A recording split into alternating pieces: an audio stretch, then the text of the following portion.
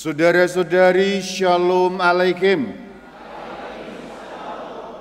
Di dalam kebudayaan manusia, hewan-hewan tertentu itu identik dengan bangsa-bangsa tertentu.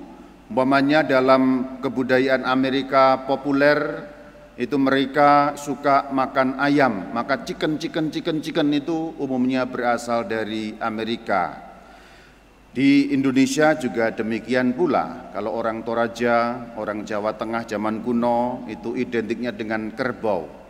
Kalau orang daerah timur, Papua, Flores, agak ke barat sedikit juga Batak, itu identiknya dengan BABI. Kalau orang dari Tarutung itu identiknya dengan RW. Gitu. Macam-macam lah ya, berbeda-beda.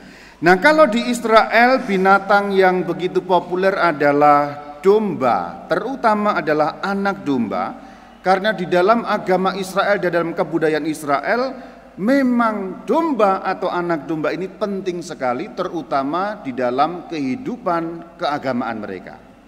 Dalam kehidupan sehari-hari juga penting, tapi terutama dalam kehidupan keagamaan orang Israel. Sebab tanpa adanya domba atau tanpa adanya anak domba, dosa-dosa tidak dapat dihapuskan. Jadi kalau orang Katolik kita sekarang berdosa minta ampun kepada Tuhan, caranya apa? Masuk ruang pengakuan sakramen tobat. Tapi bagi orang Israel belum ada sakramen tobat. Maka kalau mereka berdosa ingin menghapuskan dosanya, harus membuat korban, yaitu korban sembelihan anak domba. Anak domba dibunuh atau disembelih, darahnya ditumpahkan, pencurahan darah itu membersihkan dosa-dosa umat Israel. Dan itu diajarkan dalam kitab-kitab perjanjian lama, terutama kalau kita mengingat pada malam Paskah, ketika orang Israel keluar dari Mesir, sebelum mereka lari dari Mesir, mereka diberi perintah oleh Tuhan untuk membuat korban anak domba. Caranya bagaimana? Pada malam sebelum mereka keluar dari Mesir, harus ada korban anak domba, kemudian darahnya yang ditumpahkan atau dicurahkan dioleskan di ambang-ambang pintu, di atas pintu, dan dagingnya dimakan. Ini merupakan nubuat untuk kehadiran anak domba Allah, yaitu Yesus Kristus Tuhan, yang setiap kali kita peringati penumpahan darahnya dan penyerahan tubuhnya atau dagingnya kepada kita setiap kali dalam perayaan Ekaristi. Nubuatnya ada kira-kira 3000 tahun yang lalu pada zaman Musa memimpin orang Israel keluar dari tanah Mesir. Anak domba, darahnya ditumpahkan, dioleskan di pintu, dagingnya dimakan. Ini merupakan nubuat untuk Yesus Kristus Tuhan, yang kemudian juga darahnya dicurahkan, dagingnya dimakan oleh kita semua secara sakramental di dalam kurban Ekaristi. Apa maksudnya? Darahnya dicurahkan, dagingnya dimakan. Dengan cara itu, orang Israel menjadi selamat, tidak mati. Karena apa? Mereka ada tanda darah dan memakan daging anak domba, sehingga pada malam itu ketika malaikat pencabut nyawa tengah-tengah malam berkeliling di seluruh Mesir, ketika melihat tanda darah di rumah-rumah orang Israel, dilewatkan dan tidak dibunuh, tapi orang Mesir karena tidak makan daging anak domba, karena tidak ada olesan darah anak domba, tengah-tengah malam itu malaikat pencabut nyawa mencabut nyawa semua anak sulung Mesir, baik manusia maupun hewan. Ini satu nubuat. Anak domba, darahnya dicurahkan, dagingnya dimakan. Lalu kita mengenal anak domba Allah. Lalu siapa sebenarnya anak domba Allah yang setiap kali kita dengar dalam kurban misa?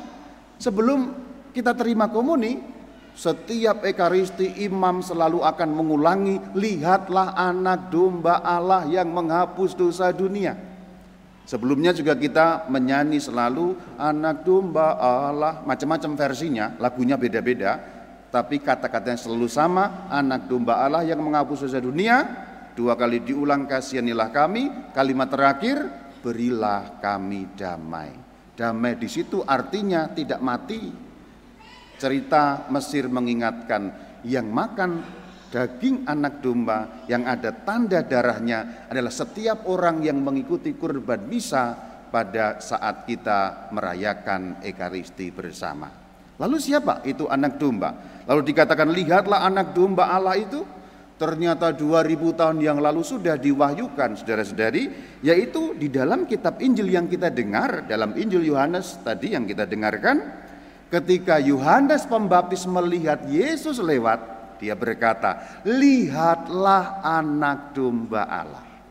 Jadi 2000 tahun yang lalu sudah diwahyukan melalui Yohanes Pembaptis bahwa anak domba Allah adalah Yesus Kristus Tuhan yang mati supaya umatnya menjadi hidup. Seperti juga nubuat 3000 tahun yang lalu di tanah Mesir, anak domba mati supaya orang Israel selamat. Bagi kita anak domba Allah yaitu Yesus Kristus Tuhan mati supaya kita umatnya menjadi hidup. Bagian terakhir aku mau menjelaskan, loh bagaimana bisa Romo? Beliau mati lalu kita hidup. Bagaimana nalarnya? Kok ini mati supaya kita hidup? Ini nalarnya gampang sekali.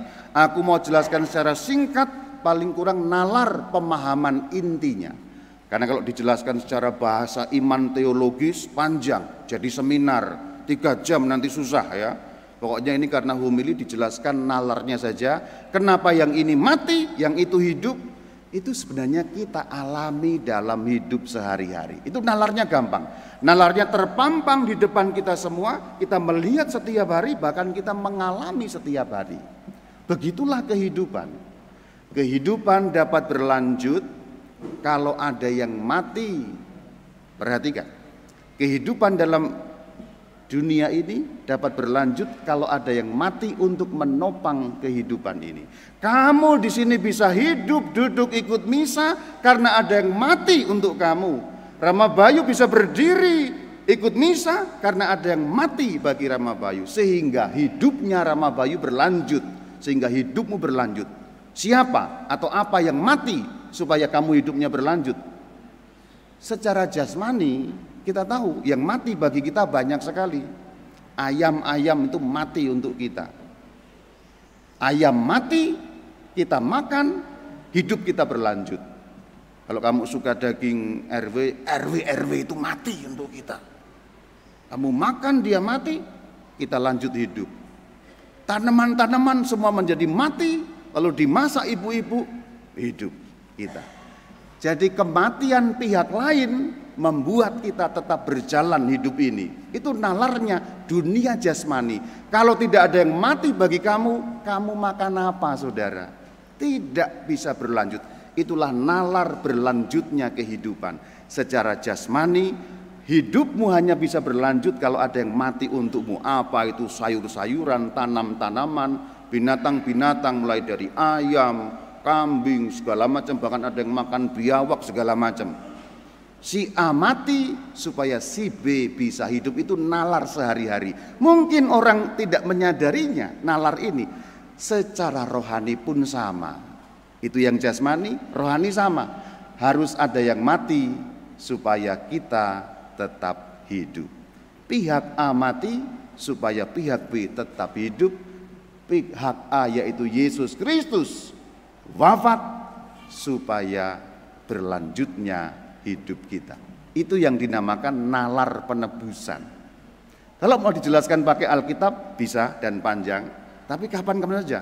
Tapi paling kurang sekarang kamu tahu nalarnya kok penebusan itu seperti apa. Penebusan adalah si A mati sehingga aku hidup. Begitulah kehidupan. Yesus mati supaya kita hidup. Dan beliaulah anak domba Allah yang menghapus dosa dunia. Hari ini kita mengerti siapa anak domba dan kita mengerti nalarnya bagaimana kalau kita sebut penebusan itu seperti apa maksudnya. Shalom alaikum.